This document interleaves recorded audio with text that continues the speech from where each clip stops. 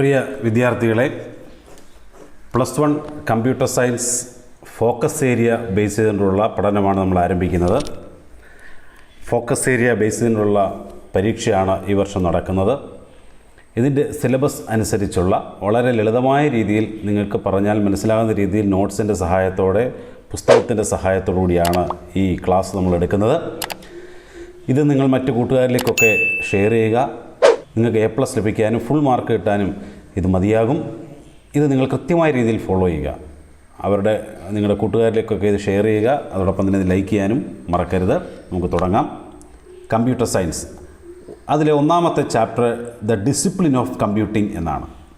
ഇതിൽ നമുക്ക് വളരെ കുറച്ച് കാര്യങ്ങൾ മാത്രം പഠിച്ചാൽ മതി. ഇവല്യൂഷൻ ഓഫ് കമ്പ്യൂട്ടിംഗ് മെഷീൻസ് ഏതൊക്കെയാണ്? Abacus, difference engine, analytical engine, എന്നിട്ട് ജനറേഷൻസ് ഓഫ് കമ്പ്യൂട്ടേഴ്സ്. ഇതാണ് നമുക്ക് പഠിക്കേണ്ടത്. നമുക്കിതിൻ്റെ ബ്രീഫ് നോട്ടിലേക്കൊന്ന് പോകാം. നമുക്ക് ഈ ഫോക്കസ് ഏരിയ ബേസ് ചെയ്തിട്ടുള്ളൊരു ബ്രീഫ് നോട്ടാണ് ഡിസിപ്ലിൻ ഓഫ് കമ്പ്യൂട്ടിംഗ്. അതിലെ അബാക്കസ് എന്ന് പറഞ്ഞാൽ എന്താണ്? Considered as the first computer for basic arithmetical calculations consisting of beads on movable roads divided into 2 parts. അബാക്കസിനെ പറ്റി നമുക്കിനി ആ ചിത്രം, പുസ്തകത്തിൽ കൊടുത്തിരിക്കുന്ന ചിത്രം നമുക്ക് നോക്കാം. അപ്പോൾ ഒത്തിരി കാര്യങ്ങളൊക്കെ പറയുന്നുണ്ട്. ഇതാണ് അബാക്കസ് എന്ന് പറയുന്നത്. ഈ ബീഡ്സ് ആണെന്ന് ഞാൻ പറഞ്ഞു കഴിഞ്ഞു. Abacus was discovered by Mesopotamians around 3000 BC. The word abacus means calculating board. അപ്പോൾ ഒരു കാൽക്കുലേറ്റിംഗ് ബോർഡാണിത്. ഇതിനകത്തിൽ ബീഡ്സുകൾ, മുത്തുകൾ അറേഞ്ച് ചെയ്ത് വെച്ചിരിക്കും. നമ്മുടെ പഴയ സ്ലേറ്റ് ഉണ്ടല്ലോ, പണ്ട് നിങ്ങൾക്ക് ഓർമ്മയില്ലായിരിക്കും, ഞങ്ങളൊക്കെ പഠിച്ച സമയത്തുള്ള സ്ലേറ്റുകളുണ്ടായിരുന്നു ഇങ്ങനെ. അപ്പോൾ ഇതങ്ങോട്ട് ചുറ്റും ഒരു സെൻട്രൽ റോഡുണ്ട്. ഈ സെൻട്രൽ റോഡിൻ്റെ അപ്പർ സൈഡിലും ലോവർ സൈഡിലും ബീഡ്സ് അറേഞ്ച് ചെയ്തിരിക്കുന്നു. അപ്പോൾ ഇത്തരത്തിലുള്ള ഒരു സംവിധാനമാണ് എന്തെന്ന് പറയുന്നത്, അബാക്കസ് എന്ന് പറയുന്നത്. അപ്പോൾ നിങ്ങൾക്കിത് വിശദമായിട്ടൊന്നും പറഞ്ഞിരുന്നില്ല. അപ്പോൾ ഈ ചിത്രവും നിങ്ങളുടെ മനസ്സിൽ വരണം. എന്താണ് അബാക്കസ് എന്നുള്ള ഈ ചിത്രം നിങ്ങളുടെ മനസ്സിൽ വേണം. എന്നിട്ട് ആ ഡെഫിനിഷൻ നിങ്ങളൊന്ന് പഠിക്കുക. അബാക്കസിൻ്റെ ഡെഫിനിഷൻ എന്താണ്?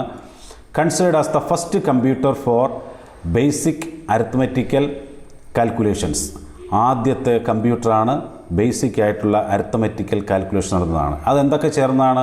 Consisting of beads on movable rods divide into 2 parts. 2 പാർട്സായിട്ട് കാണുന്നതാണെന്ന് ഞാൻ പറഞ്ഞല്ലോ. അതായത് 2 പാർട്സായിട്ട് കാണുന്നതാണ്. ഈ റോഡിന് അപ്പുറത്തും ഇപ്പുറത്തും കാണുന്ന 2 പാർട്സായിട്ട് കാണുന്നതാണ് അബാക്കസ് എന്ന് പറയുന്നത്. അപ്പോൾ അത്രയും നിങ്ങൾ തൽക്കാലം നമ്മൾ ഫോക്കസ് ഏരിയ ബേസിലാണ് ഈ പഠിക്കുന്നത്. അതുകൊണ്ട് ആ കാര്യം നിങ്ങൾ മനസ്സിലിരിക്കട്ടെ. രണ്ടാമത്തെ പോർഷനാണ് ഡിഫറൻസ് എഞ്ചിൻ എന്ന് പറയുന്നത്. Difference in 1822 Charles Babbage invented this machine that could perform arithmetic and calculations and print results automatically. നമുക്ക് ആ ഡിഫറൻസ് എഞ്ചിൻ്റെ പടം നോക്കിയിട്ട് വരാം. എന്നിട്ട് നമുക്കതിലേക്ക് പോകാം. Difference engine. അപ്പോൾ ഇതിനകത്ത് ഒത്തിരി എണ്ണം പഠിക്കാനുണ്ട്. നിങ്ങൾക്ക് അതൊന്നും പഠിക്കേണ്ട. പഠിക്കാനുള്ളത് മാത്രം നിങ്ങൾ ഓർത്താൽ മതി. ഡിഫറൻസ് എഞ്ചിൻ, ഇതാണ് ഡിഫറൻസ് എഞ്ചിൻ എന്ന് പറയുന്നത്. ഇദ്ദേഹമാണ് Charles Babbage. that could perform arithmetic calculations and print results automatically. അപ്പം അതാണ് ഞാൻ പറഞ്ഞത്. അത് ഡിഫറൻസ് എഞ്ചിൻ്റെ പ്രത്യേകത എന്ന് പറഞ്ഞാൽ അരിത്മെറ്റിക് കാൽക്കുലേഷനും പ്രിൻ്റ് റിസൾട്ട്സ് ഓട്ടോമാറ്റിക്കായിട്ട് ചെയ്യാൻ പറ്റും. Charles Babbage invented difference engine. അതാണ് ഓർക്കേണ്ടത് നിങ്ങൾ. അപ്പോൾ ആ കാര്യം നിങ്ങളൊന്ന് പഠിച്ച് വെച്ചേക്കാം. 1822 Charles Babbage invented this machine that could perform arithmetic calculations and print results automatically. അതിനകത്തുനിന്ന് റിസൾട്ട്സ് പ്രിൻ്റ് ചെയ്യാനും സാധിക്കുന്നുള്ളതാണ് പറഞ്ഞത്. ഇനി അടുത്ത നമുക്ക് ഫോക്കസ് ഏരിയയിലുള്ളത് ഇതിനകത്തിൽ അനലിറ്റിക്കൽ എഞ്ചിനാണ്. അനലിറ്റിക്കൽ എഞ്ചിൻ അത് നമുക്ക് നോക്കാം. The engine had a store or memory, a separate mill or a processor and input output devices developed by Charles Babbage in 1833, the father of computer. Augusta Ada King, the first programmer in the world, wrote instruction for this machine. അപ്പോൾ അവിടെ 1-2-3 കാര്യങ്ങൾ നിങ്ങൾ ഓർത്തിരിക്കണം. അവിടെ ഇതിനകത്ത് ഈ father of computer ആരാണെന്നൊന്ന് മനസ്സിലാക്കണം. ആരാണ്? Charles Babbage. അതോടൊപ്പം തന്നെ ഒരു മാർക്കിൻ്റെ ചോദ്യം ചോദിക്കാൻ സാധ്യതയുള്ളത്, first programmer in the world Augusta Ada King. ഈ 2 പേർക്കും ഈ ഒരു എഞ്ചിനിൽ പ്രാധാന്യമുണ്ട്. അപ്പോൾ അനലിറ്റിക്കൽ എഞ്ചിൻ വരുമ്പോൾ ഈ 2 പേരുടെയും കാര്യങ്ങൾ പ്രത്യേകം ഓർക്കുക. എന്തൊക്കെയാണ്? The engine had a store memory. നമ്മുടെ ഇന്നത്തെ കമ്പ്യൂട്ടറിൽ കാണുന്നതിൻ്റെ പോലെ തന്നെ ഒരു ചെറിയ മെമ്മറി ആ അനലിറ്റിക്കൽ എഞ്ചിനിലുണ്ടായിരുന്നു. നമുക്ക് ഓർക്കണം, വർഷങ്ങൾക്ക് മുമ്പാണ്, 1833 കാര്യമൊക്കെ പറയുന്നത്. ഇന്നേക്ക് 1500 വർഷങ്ങൾക്ക് മുമ്പ്. ഇപ്പോൾ നമ്മൾ ഓർത്ത് നോക്കിക്കണം അതിൻ്റെ ആ തീവ്രത, അന്നത്തെ അതൊക്കെ അന്നേ കണ്ടുപിടിച്ചാണ് ചെറിയ രീതിയിലൊക്കെ ഉള്ളത്. പിന്നെന്തുകൊണ്ട് ആൻഡ് മിൽ പ്രോസസ്സർ, ഇന്നത്തെ പ്രോസസ്സർ അല്ല, ചെറിയ മില്ലൊക്കെ ഉണ്ടല്ലോ, നെല്ലൊക്കെ ഇട്ട് കഴിഞ്ഞാൽ കുത്തി അരിയായിട്ട് വരുന്നൊരു മില്ല്, അതൊരു പ്രോസസ്സിംഗ് ആണത്. ഇൻപുട്ട് കൊടുക്കുന്നു, പ്രോസസ്സ് ചെയ്യുന്നു, നമുക്ക് ഔട്ട്പുട്ട് അരിയായിട്ട് വരുന്നു. അപ്പോൾ എന്ന് പറഞ്ഞ പോലെ ഒരു പ്രോസസ്സർ അതിനകത്തുണ്ടായിരുന്നു. ആൻഡ് ഇൻപുട്ട് ഔട്ട്പുട്ട് ഡിവൈസസ്, ഇത് ഇൻപുട്ട് ചെയ്യാനും ഔട്ട്പുട്ട് കൊടുക്കാനും കിട്ടാനും ഒക്കെയുള്ളൊരു ഡിവൈസ് അതിനകത്തുണ്ടായിരുന്നു. അപ്പോൾ ഇത്രയും കാര്യങ്ങളാണ് നമുക്ക് അനലിറ്റിക്കൽ എഞ്ചിനുമായിട്ട് ബന്ധപ്പെട്ട് പറയാനുള്ളത്. ഇനി നമുക്ക് അതിനകത്തിൽ പഠിക്കാനുള്ളതെന്ന് പറഞ്ഞാൽ ജനറേഷൻസ് ഓഫ് കമ്പ്യൂട്ടേഴ്സാണ് ആദ്യം നമുക്ക് പഠിക്കാനുള്ളത്. ഈ ജനറേഷൻസ് ഓഫ് കമ്പ്യൂട്ടേഴ്സിൽ നമുക്ക് ഏതൊക്കെ ജനറേഷനാണ്, first, second, third, fourth, fifth. അപ്പോൾ ആകെ 5 ജനറേഷനുണ്ട്, നിങ്ങളുടെ മനസ്സിലും കുറിച്ചിട്ടേക്കണം. First generation, second generation, third generation, fourth generation, fifth generation. Okay. ഇനി ഇതിനകത്തിൽ വരുന്ന ടെക്നോളജി, നമുക്കറിയാം ഓരോ ജനറേഷൻ കഴിയുന്തോറും ഇതിൻ്റെ ടെക്നോളജിക്കലായിട്ട് അഡ്വാൻസ്ഡ് ആയിട്ട് വരികയാണ്. ആദ്യത്തെ ടെക്നോളജി വാക്വം ട്യൂബായിരുന്നു. അത് കഴിഞ്ഞപ്പോൾ ട്രാൻസിസ്റ്റർ വന്നു, രണ്ടാമത്തെ സെക്കൻഡ് ജനറേഷൻ. അത് കഴിഞ്ഞ് IC chip, integrated circuit chip വന്നു. ഫോർത്ത് ജനറേഷനിലാണ് നമ്മൾ ഇന്ന് കാണുന്ന മൈക്രോ പ്രോസസ്സർ വന്നത്. ഫിഫ്ത്ത് ജനറേഷൻ ആയപ്പോഴത്തേനും ആർട്ടിഫിഷ്യൽ ഇൻ്റലിജൻസ്, ഇല്ലേ, ഇന്ന് AI കാലമാണ്, ആർട്ടിഫിഷ്യൽ ഇൻ്റലിജൻസ്. അപ്പം ഈ ഒരു ഗ്രഡേഷൻ, ഈ ഒരു ചേഞ്ച് ഓവർ നിങ്ങളൊന്ന് മനസ്സിലാക്കിയിരിക്കണം. VTIMA, അതായത് vacuum tube, transistor, integrated circuit, micro processor, artificial intelligence. ഇനി രണ്ടാമതിനകത്തിൽ OS എന്ന് ഓർത്തിരിക്കണം. OS എന്ന് പറഞ്ഞാൽ എന്താണ്? Operating system. നമുക്കറിയാം എല്ലാ കമ്പ്യൂട്ടറിലും ഒരു OS വേണം. നമുക്ക് നമ്മുടെ ഈ സ്കൂളിൽ നമുക്ക് തറയിലൊന്ന് നിൽക്കണമെന്നുണ്ടെങ്കിൽ ഒരു പ്രതലം വേണം, അല്ലേ, ഒരു സർഫസ് വേണം എന്ന് പറയുന്ന പോലെതാണ് എല്ലാ പ്രോഗ്രാമും വർക്ക് ചെയ്യണമെന്നുണ്ടെങ്കിൽ ഒരു OS എന്ന് പറഞ്ഞാൽ എന്താണ്? It act as an interface between user and hardware.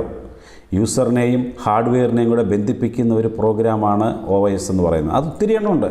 Unix, Linux, Windows, ഇതെല്ലാം OS ആണ്, ഇല്ലേ. അപ്പോൾ അതിനകത്ത് എങ്ങനെയാണ് വന്നേക്കുന്നത്? OS എന്ന് പറയുന്ന സാധനമേ ഒന്നാമത്തേതിലില്ലായിരുന്നു. OS എന്ന് പറയുന്ന സാധനമേ രണ്ടാമത്തേതിലില്ലായിരുന്നു. തേർഡ് ജനറേഷൻ മുതലാണ് ഈ OS സംവിധാനം വരാൻ തുടങ്ങിയത്. ഓപ്പറേറ്റിംഗ് സിസ്റ്റം വരാൻ തുടങ്ങിയത് തേർഡ് ജനറേഷൻ മുതലാണ്. ഫോർത്ത് ജനറേഷനും ഇല്ലായിരുന്നു. ഉണ്ടായിരുന്നു. ഫിഫ്ത്ത് ജനറേഷനും OS ഉണ്ട്. ഇന്നൊക്കെ നമുക്കറിയാം എല്ലാ സിസ്റ്റത്തിലും OS ഉണ്ട്. മൊബൈലിലായാലും മൊബൈൽ OS ഉണ്ട്, ഇല്ല ആൻഡ്രോയിഡ് OS, അങ്ങനെ കുറേ OSകളുണ്ട്. ഏതെങ്കിലും 2-3 OSനെ പറ്റി ഈ സമയത്ത് നിങ്ങളൊന്ന് അടിച്ചു വെച്ചേക്കണം. വിൻഡോസ് OS ആണ്, ലിനക്സ് OS ആണ്, യൂണിക്സ് OS ആണ്. പിന്നെ നമുക്ക് മൊബൈലിൽ കാണുന്ന ആൻഡ്രോയിഡ് OS ആണ്, ഇല്ലേ, ആപ്പിൾ iOS. ഇതൊക്കെ എന്ന് പറയുന്നത് നമുക്ക് OS ആണ്. ഇനി അടുത്തത് ലാംഗ്വേജസ് യൂസ്ഡിനെ പറ്റി നമ്മൾ ഓർത്തു കഴിഞ്ഞാൽ ഫസ്റ്റ് ജനറേഷനിൽ മെഷീൻ ലാംഗ്വേജ് ആയിരുന്നു. ഫസ്റ്റ് ജനറേഷനിൽ എന്തായിരുന്നു? Machine language. അത് നമുക്ക് മനസ്സിലാകത്തില്ല. സെക്കൻഡ് ജനറേഷൻ വന്നപ്പോഴത്തേനകത്തിൽ ഇച്ചിരി കൂടെ ഡെവലപ്ഡ് ആയിട്ടുള്ള നമുക്ക് ചെറുതായ രീതിയിലൊക്കെ മനസ്സിലാകുന്ന ഒരു അസംബ്ലി ലാംഗ്വേജ് ആയിരുന്നു. തേർഡ് ജനറേഷൻ വന്നപ്പോഴത്തേന് ഹൈ ലെവൽ ലാംഗ്വേജ് എന്ന് പറഞ്ഞാൽ നമ്മുടെ ഇപ്പോഴത്തെ ഇംഗ്ലീഷ് ലെവൽ ലാംഗ്വേജ്, അതൊരു ഹൈ ലെവൽ ലാംഗ്വേജാണ്. മനുഷ്യന് മനസ്സിലാകുന്ന ഭാഷയാണ് ഹൈ ലെവൽ ലാംഗ്വേജ് എന്ന് പറയുന്നത്. ഇംഗ്ലീഷിൽ എഴുതിയാൽ നമുക്ക് മനസ്സിലാകും. നമുക്കറിയാം കമ്പ്യൂട്ടറിന് മനസ്സിലാകുന്ന ഭാഷ ബൈനറി ഭാഷയാണ്, 0ഉം 1ഉം മാത്രമാണ്. അത് എഴുതിയാൽ നമുക്ക് മനസ്സിലാകത്തില്ല, അല്ലേ. അപ്പോൾ നമുക്ക് മനസ്സിലാകുന്ന ഭാഷയിലേക്കൊക്കെ വന്നു. അതാണ് C++ പ്രോഗ്രാമൊക്കെ എഴുതുമ്പോൾ നമുക്ക് മനസ്സിലാവുമല്ലോ, ഇംഗ്ലീഷ് ലെറ്ററാണ്. ഫോർത്ത് ജനറേഷനിലും ഹൈ ലെവൽ ലാംഗ്വേജ്, ഇപ്പോൾ ഒക്കെ നമ്മൾ ഉപയോഗിക്കുന്ന ഹൈ ലെവൽ ലാംഗ്വേജാണ്. ഫിഫ്ത്ത് ജനറേഷൻ വന്നപ്പോഴും ഹൈ ലെവൽ ലാംഗ്വേജാണ്. ഹൈ ലെവൽ ലാംഗ്വേജ് എന്ന് പറഞ്ഞാൽ ഇത്രയേ ഉള്ളൂ.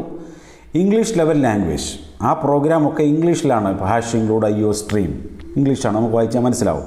യൂസിങ് നെയിം സ്പേസ് STD നമുക്ക് വായിച്ചാൽ മനസ്സിലാവും. ഇതാണ് ഈ അതിൻ്റെ പീരീഡ് എന്ന് പറയുന്നതിൻ്റെ കാലഘട്ടം നമ്മൾ ഓർത്ത് വെച്ചേക്കണം.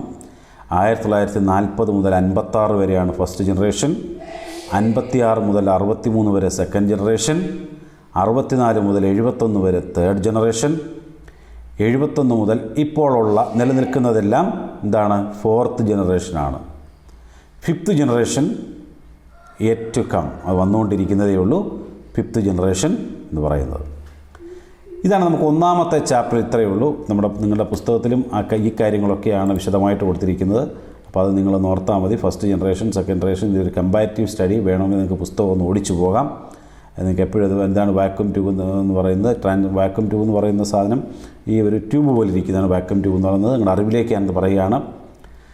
അതോടൊപ്പം തന്നെ സെക്കൻഡ് ജനറേഷൻ എന്ന് പറയുന്നത് ട്രാൻസിസ്റ്റർ എന്ന് പറഞ്ഞു. ഇതാണ് ട്രാൻസിസ്റ്റർ എന്ന് പറയുന്നത്.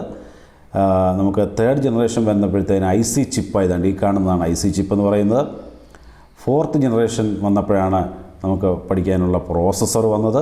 ഫിഫ്ത്ത് ജനറേഷൻ വന്നപ്പോഴാണ് എന്താണ് പറയുന്നത്, അതിൻ്റെ ആർട്ടിഫിഷ്യൽ ഇൻ്റലിജൻസ് സംവിധാനം വന്നത്. അപ്പോൾ ഈ പറഞ്ഞ ഒരു കമ്പാരിസൺ ഇവിടെയും കൊടുത്തിട്ടുണ്ട്. ഇതാണ് നമുക്ക് ഈ ചാപ്റ്ററിൽ നിന്നും ഫോക്കസ് ഏരിയ ബേസ് ചെയ്തുകൊണ്ട് പഠിക്കാനുള്ളത്. ഈ വിവരങ്ങൾ നിങ്ങൾ മറ്റു കൂട്ടുകാരിലേക്കൊക്കെ ഷെയർ ചെയ്യണം. എല്ലാം അവരുടെ സ്കൂൾ ഗ്രൂപ്പുകളിലൊക്കെ ഷെയർ ചെയ്യണം. കാരണം അവരോട് പഠിക്കട്ടെ.